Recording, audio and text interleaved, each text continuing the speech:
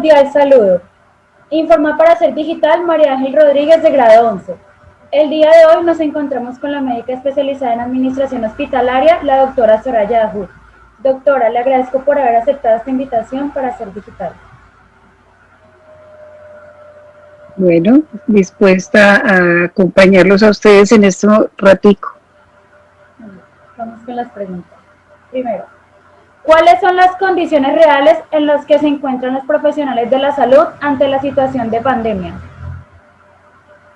Pues el profesional de la salud y todas las personas que están acompañándolos en su trabajo, porque el equipo de salud no solamente son los médicos, sino las auxiliares de enfermería, las jefes de enfermería, el personal de aseo, los camilleros, el personal de radiología, laboratorio clínico y todo el grupo de trabajo que están realizando, digamos, todas estas actividades corren un gran riesgo.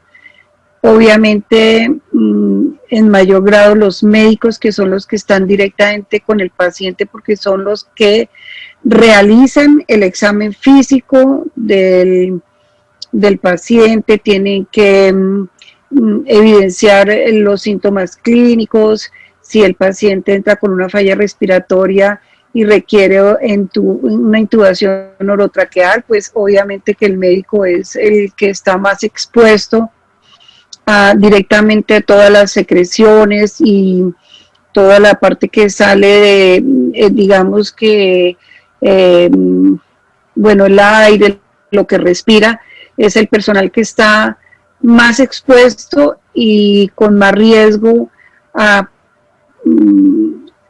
padecer la enfermedad, porque finalmente pues el otro equipo está un poco más distante y con cuidados y con prevención pues es de más bajo riesgo. ¿Cuáles son las diferencias entre los tipos de pruebas disponibles para el COVID? Bueno, hay unas pruebas que en este momento hay dos clases de pruebas. Uno es el hisopado faríngeo o la PCR, es aquella que están tomando las muestras nasales para tomar toda la parte, se introduce unos copitos por la nariz y se trata de alcanzar la parte bien posterior de la vía respiratoria para tener las muestras, y el resultado se está demorando más o menos 2 días. Y las pruebas en sangre, que son las IgM y las IgG, que nos dan un diagnóstico cuando o se ha tenido ya la enfermedad o cuando cuando ya se ha tenido la enfermedad porque el paciente tiene una memoria inmunológica, o cuando se está en un episodio agudo, son pronósticos o son diagnósticas. ¿Cuál es el riesgo que tienen las personas con enfermedades previas a contagiarse de COVID-19, como por ejemplo las personas que tienen cáncer, leucemia, diabetes? ¿Cuál es el riesgo que corren ellas?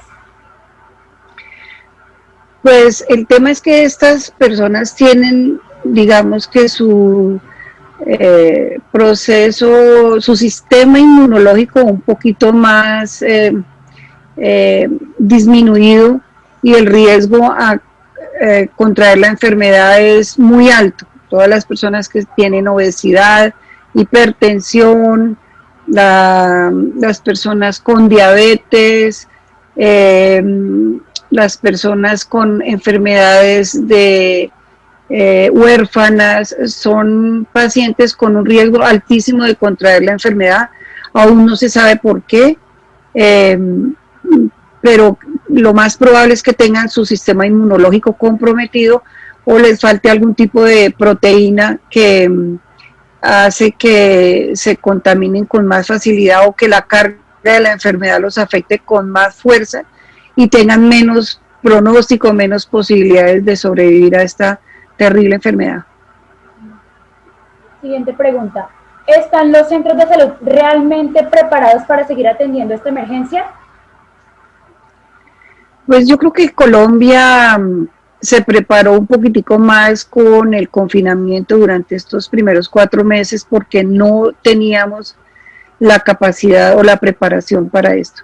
Podemos decir que en las grandes ciudades sí estamos más preparados, aunque no es suficiente, las unidades de cuidado intensivo, porque un paciente en una unidad de cuidado intensivo puede demorarse 20 días, un mes, y hay otros pacientes que están enfermándose y aún esa cama no está libre.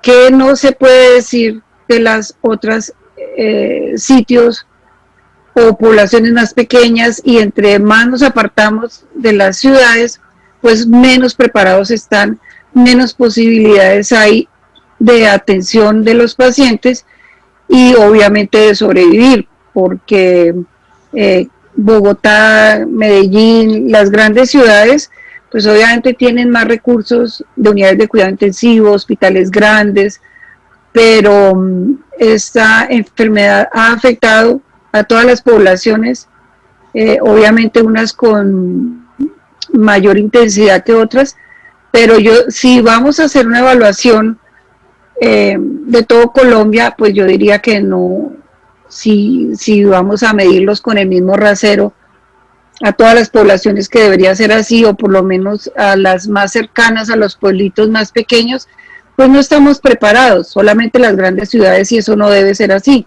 porque como les decía, ustedes allá en Girardot tienen pueblitos cada vez más pequeños y más pequeños que se van alejando de las ciudades, y ellos no tienen unidades de cuidado intensivo, no tienen los médicos preparados, no tienen los ventiladores, porque es que no es solamente poner un respirador, porque para poder poner un respirador toca poner, de todas maneras tiene que haber un equipo completo de 4 turnos, o sea, 4 médicos con el grupo de auxiliares de enfermería, de jefes de enfermería, y todo un equipo de trabajo que no es solamente un ventilador, sino una gran cantidad de gente para poder hacer que ese paciente que se va a acostar con un respirador pueda salir adelante, porque eso no estamos preparados para eso en las pequeñas poblaciones. ¿Cuál es su opinión acerca de las medidas que adoptó el gobierno ante la emergencia provocada por esta pandemia? ¿Se tomaron las medidas adecuadas en el momento necesario? Pues yo creo que sí se tomaron las medidas necesarias. Lo que pasa es que nada es suficiente, y si la gente no es organizada, pues menos. Una de las cosas que se ha criticado mucho es que no se cerró el país, no se cerraron los cielos rápidamente, porque eso hubiera podido prevenir mucho que hubiera entrado tanta gente contaminando nuestra población. Lo que pasa es que si nosotros vamos a evaluar si así nomás en 5 meses, 6 meses, la economía ha estado tan afectada, ¿cómo sería si hubieran cerrado los cielos muchísimo más antes? Pues si Avianca está quebrado ahorita, antes que se hubiera hecho ese cierre, que lo ideal hubiera sido en enero, porque pues ya se sabía que esa pandemia venía para acá, y no se cerró a tiempo. Siempre, no recuerdo la cifra de las personas, pero creo que entraron alrededor de 30,000 personas de vuelos internacionales, que fueron quienes nos trajeron la enfermedad. Pues yo digo que sí se hicieron las cosas bien. Lo que pasa es que, insisto, no, nada es suficiente, y si nosotros no nos aprendemos a cuidar, pues nunca va a ser suficiente, porque de todas maneras esta pandemia no se ha acabado, nos queda mucho tiempo por seguirla viviendo en diferentes formas, condiciones, nuevas realidades, y no sabemos hasta cuándo vaya a pasar, hasta que no tengamos la vacuna, y aún así no sabemos si esa vacuna vaya a ser lo suficientemente efectiva para prevenir que nos contagiemos o que no se vuelva a producir la enfermedad. Bueno, doctora, y para finalizar, ¿qué podría decirle a la comunidad del Colegio CEP? ¿Qué recomendaciones tiene para ellos?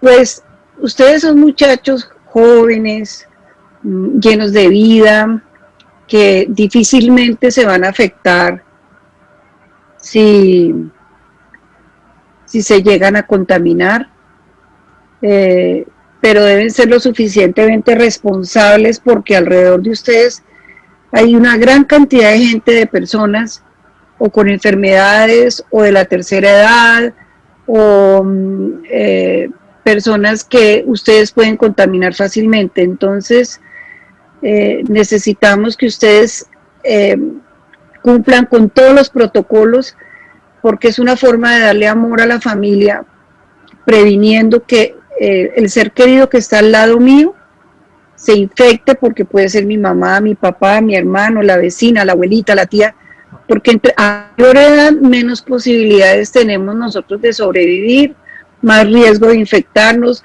menos posibilidad de defendernos, mientras que ustedes no, pero ustedes sí pueden ser un vector importante de infección. Además de eso, que deben replicar ante los grupos de amigos e incentivarlos para que sigan conservando la calma, la tranquilidad. Este tiempo ya pasará y vendrán mejores tiempos, vendrán otras oportunidades. Es un año difícil para todos, pero eso ahí no para la vida. Ustedes son gente muy joven que tienen toda una vida por delante.